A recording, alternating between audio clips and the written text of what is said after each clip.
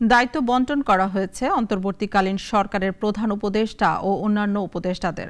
মন্ত্রিপরিষদ বিভাগ এক আদেশে উপদেষ্টাদের দায়িত্ব বণ্টন করে প্রজ্ঞাপন জারি করে। প্রধান উপদেষ্টা সামলাবেন ২৭টি মন্ত্রণালয় ও বিভাগ।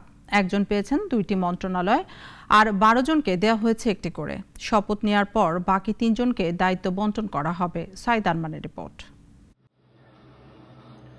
অন্তর্বর্তীকালীন সরকারের উপদেষ্টাদের ১৪ জন শপথ নিয়েছেন গতকাল রাতে। প্রধান উপদেষ্টা সহ ১৭ সদস্য বিশিষ্ট সরকারের ৩ জন শপথ নেওয়ার প্রক্রিয়ায় আছেন।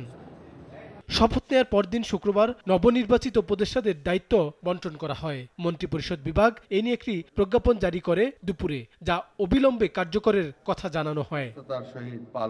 ডক্টর মোহাম্মদ ইউনূস সামলাবেন ২৭টি মন্ত্রণালয় ও বিভাগ। তার আওতায় থাকছে মন্ত্রিপরিষদ, প্রতিরক্ষা, সশস্ত্র বাহিনী, শিক্ষা, সড়ক পরিবহন ও সেতু, খাদ্য, গৃহায়ন, রেলপথ, জনপ্রশাসন, কৃষি, জ্বালানি, বাণিজ্য ও প্রবাসী কল্যাণ মন্ত্রণালয়। শপথ নেয় ১৩ উপদেষ্টার একজন বাদে সবাইকে একটি করে দপ্তর দেওয়া হয়েছে।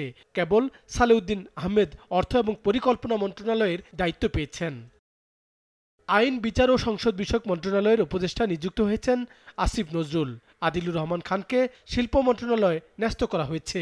এলজিআরডি মন্ত্রণালয়ের দায়িত্বে হাসান আরিফ, পররাষ্ট্র মন্ত্রণালয়ের দায়িত্ব তৌহিদ হোসেনের, সমাজ কল্যাণের দায়িত্ব পেলেন শারমিন মুর্শিদ।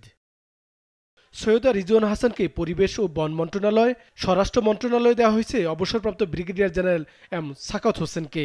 আফম ও খালিদ হাসানকে অন্তর্বর্তীকালীন সরকারের ধর্ম উপদেষ্টা নিযুক্ত করা হয়েছে।